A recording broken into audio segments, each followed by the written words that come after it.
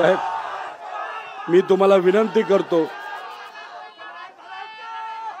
हे जे वक्तव्य तुम्ही केलं ते कृपा करून तुम्ही परत करू नका. तुम्ही आमचा जीव आहात, तुम्ही आमची आत्मा आहात. जे जे लोक तुम्हाला त्रास देतात, जे जे मोठे नेते किती असले तरी तुमच्याबद्दल काही ते बोलले तरी ही सामान्य जनता आणि आमच्यासारखे छोटे मोठे कार्यकर्ते आणि पवार अख्खं कुटुंब तुमच्या बरोबर आहे.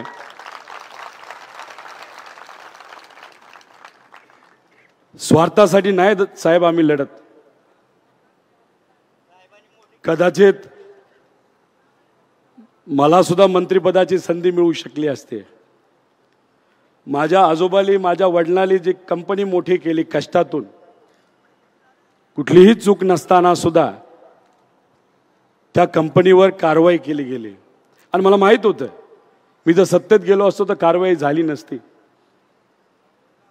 देशमुख साहेब इथं आहेत, अनेक असे नेते ज्यांना अडचणीत आणण्याचा प्रयत्न केला. साहेब, आम्ही सत्तेसाठी तुमच्या बरोबर नाही साहेब, आम्ही सर्वजण विचारासाठी तुमच्या बरोबर आहोत. आणि तुम्ही केलेले 60 वर्षातले कष्ट हे आम्ही कधी विसरणार नाही. कुणी आम्हाला काही दिलं तरी स्वार्थ आम्ही मध्ये न आणता तुम्ही फक्त लढ म्हणा. आम्ही सर्वजण आणि इथं असणारे प्रत्येक व्यक्ती आणि महाराष्ट्राचा स्वाभिमानी सर्व नागरिक तुमच्या शब्दावर लढायला तयार आहे. म्हणूनच या महाराष्ट्रामध्ये तुमच्या सगळ्यांच्या प्रयत्नातून आपल्या विचाराचं सरकार येणारच आहे.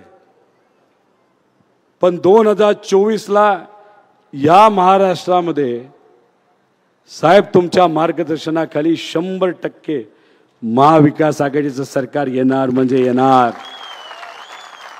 आणि ही जनता कितीही त्यांनी शिव्या खाल्ल्या, कितीही दबाव त्यांच्यावर टाकला गेला, आम्ही पाणी आणणार नाही, पाणी सोडणार नाही, तुम्ही आम्हाला मतदान नाही केलं तर तुमच्यासाठी पाण्याची योजना आणणार नाही.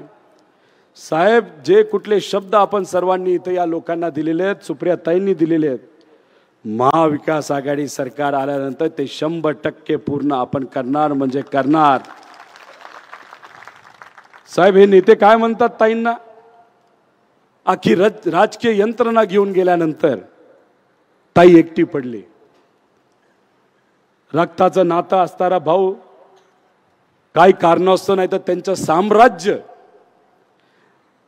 टिकवण्यासाठी त्याच्यावर ज्या काही कारवाई ज्या साम्राज्यावर झाल्यात त्याच्यासाठी म्हणजे स्वार्थापोटी ते पलीकडे गेले असले तरी इतर रक्ताचे नाती असणारे भाऊ आणि त्यांचं अख्खं कुटुंब ताईंबरोबर आहे.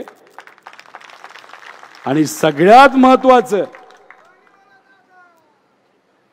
रक्तापेक्षा हे जे सर्व पुढे बसणारे प्रेमाचे भाऊ आणि बहीण सुप्रियाताईंबरोबर आणि तुमच्या बरोबर आहे. त्यामुळे तुम्ही त्या बाबतीत निश्चिंत राहा असं माझ्यासारख्या कार्यकर्त्याला त्या ठिकाणी वाटतं. अहो साहेब, हे एक वटवृक्ष आहेत आणि तुम्हा आपल्या सगळ्यांना माहिती आहे वटवृक्षाला पारंब्या असतात आणि शेकडो पारंब्या असतात.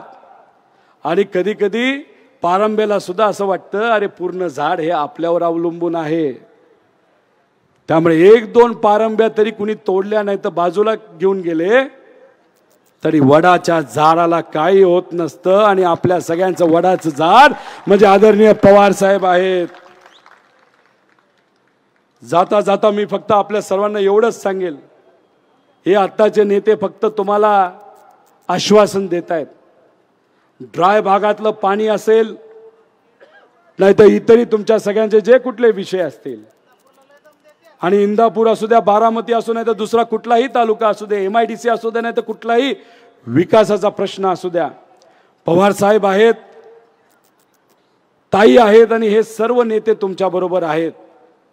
आणि मी पळणारा व्यक्ती नाही, पळणारा असतो तर कधीच निघून गेलो असतो.